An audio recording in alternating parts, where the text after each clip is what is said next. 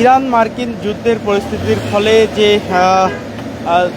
দেশের তেলের দাম বৃদ্ধি পেতে পারে এমন একটি আশঙ্কা থেকে কিন্তু গত কয়েকদিন থেকেই রাজধানীর যে পেট্রোল পাম্পগুলো রয়েছে এই পাম্পগুলোতে কিন্তু যারা গাড়ি চালকরা রয়েছেন, বিশেষ করে মোটরসাইকেল চালক, তারা কিন্তু ভিড় করতে শুরু করেছেন। এবং গত 2 দিন থেকে কিন্তু আমরা দেখেছি দিন জুড়ে এবং রাতেও কিন্তু অনেক গভীর রাত পর্যন্ত কিন্তু পেট্রোল পাম্পগুলোতে সামনে কিন্তু মোটরসাইকেল চালক এবং অন্যান্য যে যানবাহনের চালকরা তারা কিন্তু তাদের গাড়ি নিয়ে কিন্তু অবস্থান করছিলেন ট্যাঙ্কি ফুল করতে, এবং বেশিরভাগই কিন্তু গতকাল পর্যন্ত কিন্তু ট্যাঙ্কি ফুল করেছেন।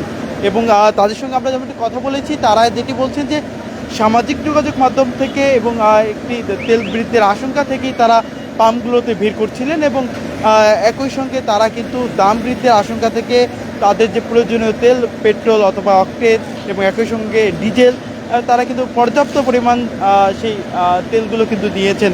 এবং এমন পরিস্থিতির মধ্যেই কিন্তু সরকারের পক্ষ থেকে গতকালকে একটি সিদ্ধান্ত নেওয়া হয়েছে, এবং সেই সিদ্ধান্তে কিন্তু জানানো হয়েছে বাংলাদেশ পেট্রোলের যে কর্পোরেশন আছে তাদের পক্ষ থেকে কিন্তু জানানো হয়েছে যে যে যানবাহন যে অতিরিক্ত তেল নিচ্ছে এর ফলে তারা কিন্তু একটি সীমাবদ্ধতা তেল নিতে একটি সীমাবদ্ধতা আকার নির্ধারণ করে কিন্তু একটি প্রজ্ঞাপন দিয়েছে সরকার পক্ষ থেকে।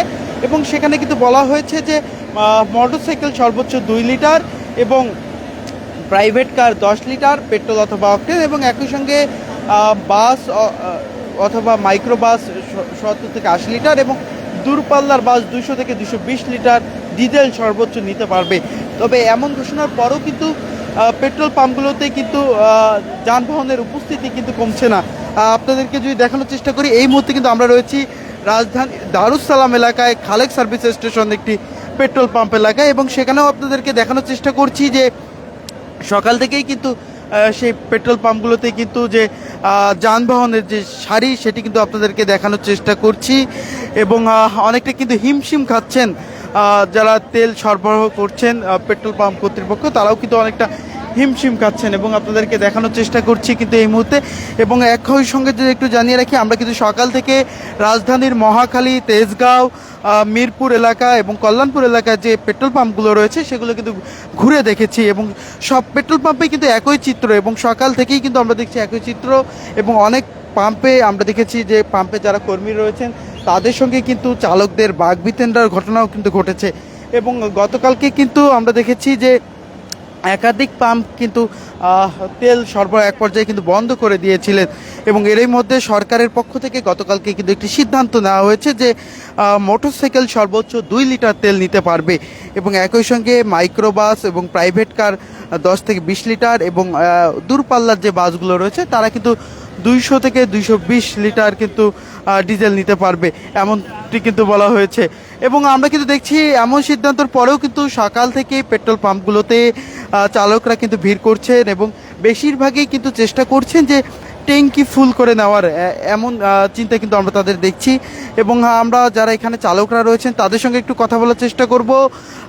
আপনি আসলে কতটুকু তেল নিতে এসেছেন?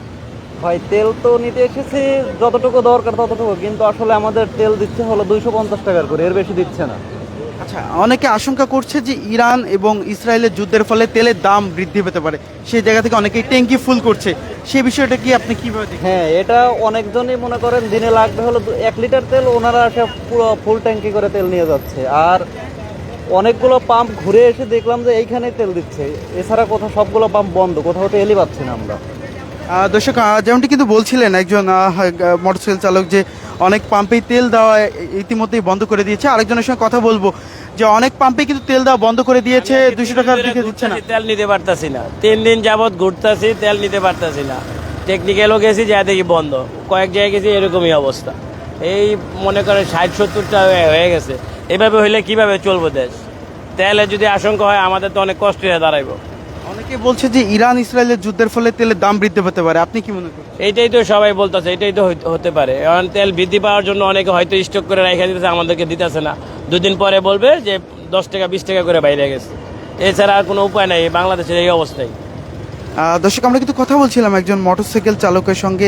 তিনি যেমনটি বলছিলেন যে তিনি রাজধানীর বেশ কয়েকটি পেট্রোল পাম্প কিন্তু ঘুরেছেন এবং তেল অনেক পাম্পেই কিন্তু দেওয়া বন্ধ করে দিয়েছে। এবং আমরাও কিন্তু আপনাদেরকে জানাচ্ছিলাম, আমরা সকাল থেকে রাজধানীর মহাখালী, তেজগাঁও এবং শ্যামলী এলাকার বিভিন্ন পাম্প কিন্তু ঘুরেছি এবং অনেক পাম্পে কিন্তু তেল দেওয়া কিন্তু ইতিমধ্যে বন্ধ করে দিয়েছে। এবং পেট্রোল পাম্প কর্তৃপক্ষ যারা রয়েছে তাদের সঙ্গে আমরা কথা বলেছি, তারা যেমনটি বলছে যে গত 2 দিন ধরে যে অস্বাভাবিকভাবে যে যানবাহন চালকরা তাদের গাড়িতে ট্যাঙ্কি ফুল করে তেল নিয়েছে, এর ফলে তাদের যে তেলের পরিমাণ সেটি কিন্তু একবারেই শেষ পর্যায়ে, এমনটি কিন্তু তারা বলছেন।